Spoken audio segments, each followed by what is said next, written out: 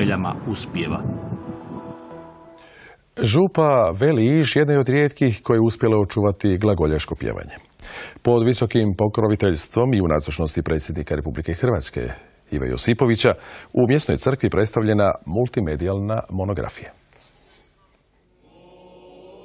Uz pisanu glagoljicu iz Velog Iža koju čuvaju muzeji i arhivi u Zadru, Splitu, Zagrebu, čak i Sankt Petersburgu, kao svojevrstan kulturni spomenik ostalo je i autohtono glagoljaško pjevanje.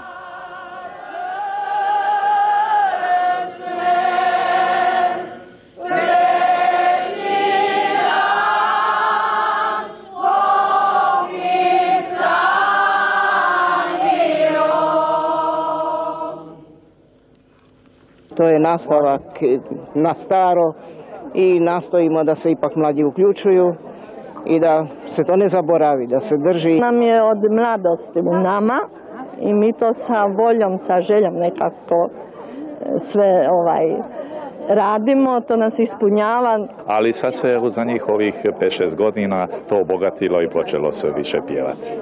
I to mlađi ljudi treba reći. Upravo zahvaljujući Veloižanima koji su stoljećima s koljena na koljeno prenosili i tako čuvali svoju pjesmu, stari napjevi i danas se pjevaju u župnoj crkvi svetih Petra i Pavla. Imali smo tako kroz cijelo tisućljeće inkulturiranu liturgiju, što je bila naša iznimna povlastica u cijeloj katoličkoj crkvi. Povijest je sada trajno pohranjena u jedinstvenoj monografiji. Ostalo nam je ponešto gotovo iz svake generacije. Svaki je napjev jedan povijesni, glazbeni i kulturni dokumenat.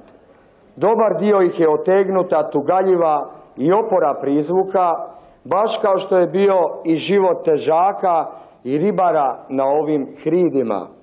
Podsjeća na naše korijene, na našu povijest, ali nam na neki način i ukazuje na budućnost. Narod koji ne poštuje i ne poznaje svoju povijest, nema ni svoju budućnost. Mislim da svi možemo biti ponosni na ono što vi činite. Hvala vam, poštovane pjevačice i pjevači, na svemu što radite, na trudu, na ljubavi koju iskazujete. I jedino što vas mogu i moram zamoliti, prenesite to svoje znanje na mlađe generacije. Čuvali su ih stoljećima i onda kad se nije smjelo. Ove će pjesme, nema sumnje, bučno, pučki, onako kako su naučili od svojih starih, Veloižani još dugo pjevati. Studentski